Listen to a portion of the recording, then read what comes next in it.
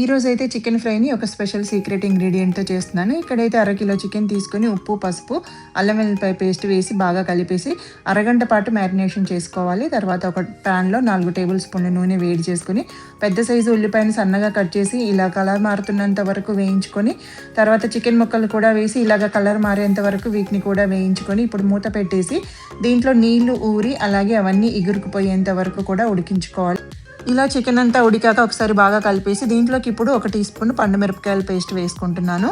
ఇదైతే పండుమిరపకాయలు ఉండే కారాన్ని బట్టి అడ్జస్ట్ చేసి వేసుకోవాలి. ఇవి కారం ఎక్కువగా ఉన్నాయి, అందుకని నేను 1 టీ స్పూన్ వేసుకుంటున్నాను. ఇలా అంతా బాగా కలిపేసి ఇప్పుడు దీంట్లోకి 3 పచ్చిమిరపకాయలు, కొద్దిగా కరివేపాకు వేసి కలిపేసి ఒక పెద్ద సైజు టమాటోల్ని సన్న ముక్కలుగా కట్ చేసి 1 టీ స్పూన్ ఉప్పు వేసుకొని మూత పెట్టేసి టమాటా ముక్కలన్నిటి మెత్తబడేంత వరకు ఉడికించుకోవాలి. ఇప్పుడు దీంట్లోకి ధనియాల పొడి, జీలకర్ర పొడి, గరం మసాలా వేసి 4-5 నిమిషాల పాటు లో ఫ్లేమ్లోనే వేయించుకోవాలి. ఇప్పుడు కొంచెం నెయ్యిలో జీడిపప్పు వేసి వేయించుకొని చికెన్లో వేసి ఒక 2 నిమిషాల పాటు వేయించుకొని చివరిలో కొత్తిమీర ఆకు వేసుకుంటే చికెన్ ఫ్రై రెడీ.